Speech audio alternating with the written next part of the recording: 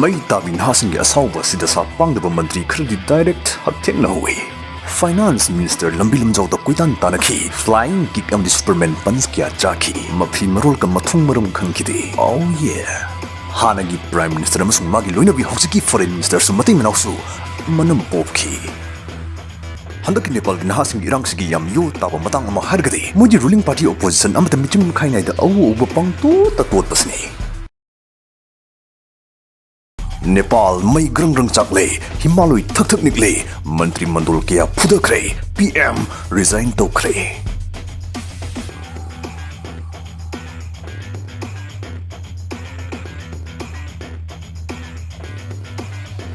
Khongjangloy protester taramapan sikre, chama hina sokle.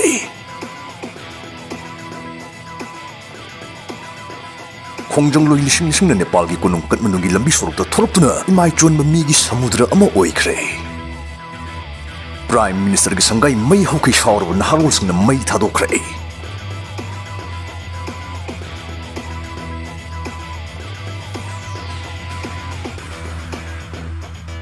Gati amata later Prime Minister Oli political solution ama purakpa yanabagi namada resign Thorakkhribano.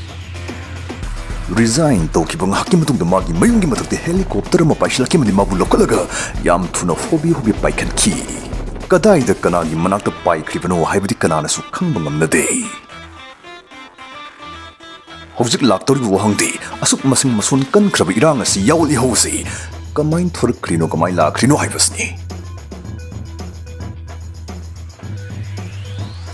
Irang asigi asing horpumdi kumpurba ariba bomni.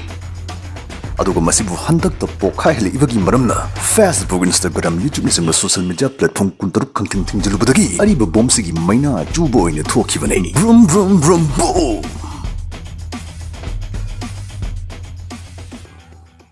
Tum hoglakpade social media platform ayam loi thingjilleram budadi hana dei sanja tumjan harab lengaks de I karg lerim na hakya honarga thoruktuna oijanam da ngaw lengaki thong adu de yaning da khongjang changsin ba honaraki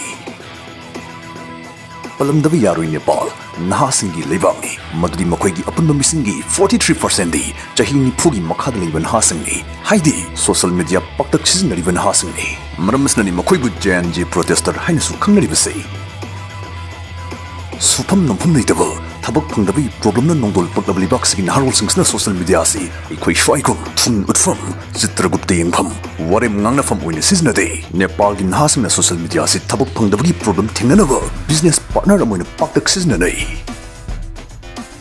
Sigma Silvana social media platform sing thungjal privacy makhoi gi ngang shukning ba aning mapam phongdok nabagi mat pibakak natana ngong kaya amagi chakshang mai mut nabagi achaw maram amasu uihallibani masdan nahasingi khoido thiloidobagi maram matalaite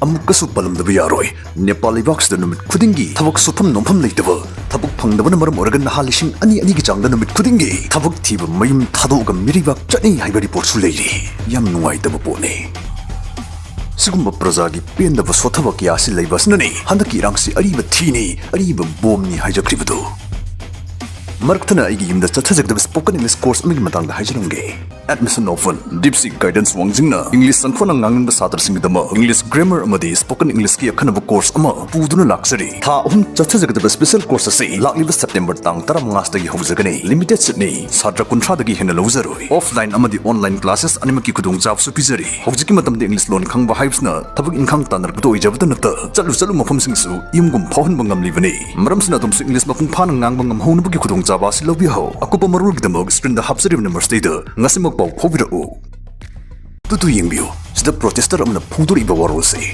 mana hairi thogli birang se social media ben toxlapo khakinate aikuina hosik naha oribulu chingba ama pame mapung phaba yawul amagdamuktane aikuina changsilibase lusingba saba hanu hunti sing matam loire hosikte hosik aikuina pamibase youth leader amare पूरे leader है ना वो हम लोग अब वक्त का हो गया है अब नहीं चाहिए हमारा यूथ चाहिए अब Every corruption in the country from the local level to federal level all the Nepalese citizens are nothing but themselves and hojik ekoi irang si yam thuna praloi gi masal oira kribasi matau kramna no haibdu detail oinam tang khangnase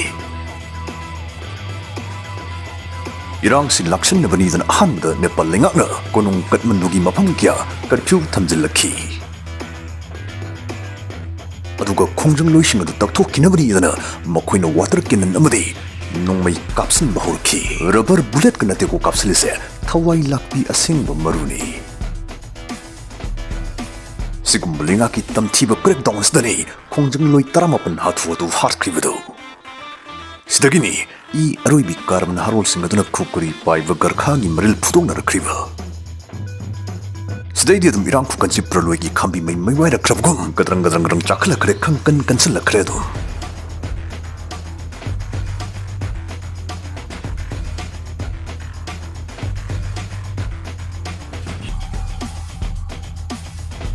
the Thiokra constituted Prime Minister Irang Silaksin the Mani Gaidana. Ben Doxiliva social media platforms in some talk and low talk to Nakone. Adu no Bombay.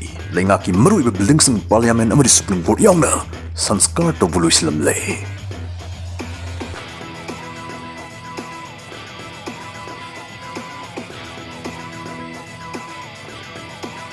May Tabin Hassing Asawa Sidasa Pang the Mantri credit direct Hatek no way.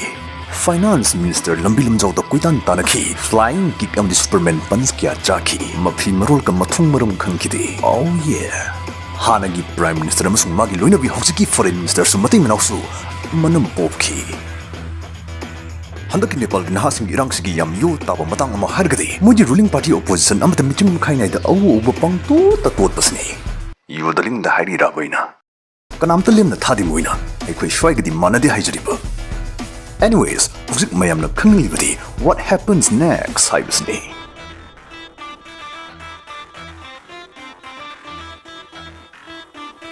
hojik Nepalese army ni irang si laksin bidi hokre moina mayanglin tiklam gadaba mantri mandol khrasu kan bi hore Nepalese army na nahasingi asawu phathana ba ingtha tapthana ba thamjin warol thadorakre President Sun Hasing the Makatana among the Thundanava, Aduga Chokri the Paminaraga Tebulagi political solution Amuputuminava, Barton Tokre. Who has released a statement, he is urging the protesters to not. Aduga Jerks the president to resign Tokre have a pow more barred with a clip to the Tazaviruno, Madu, Tokmani. Aduga Tutu, Sita Uribasti Prime Minister resigned to keep the Harawa Pondong River, protesters in Mamini.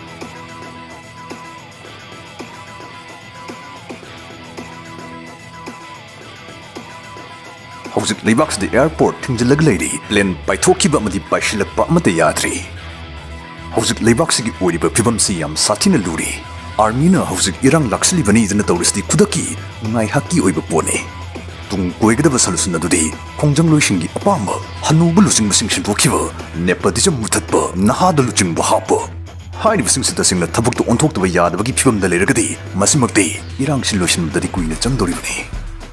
Tasing na nahada lusing bahap pa haib sa lakma matamda lusing bahap tori binahasing do naha rasniti wala sing du kana kana no haibadi protester laktagisu kanamtana maming matha pisinarak palaitri makhoidu kamdong na khangadoi no haibagi thorang somata leitri bani aduna irang sigi maishak se hena paglak toribra tapthar kadoribra haibasti hujik makide khoina kanamtana maik shengna haibang amdri hujik ekhoina haibang am baharagadi ngasi nong manini huni state thorak torib thodok khrana Nepal gi tunglam chatki maraibak soidana lebrani haibasne anoba puwari ama soidana irani haibasne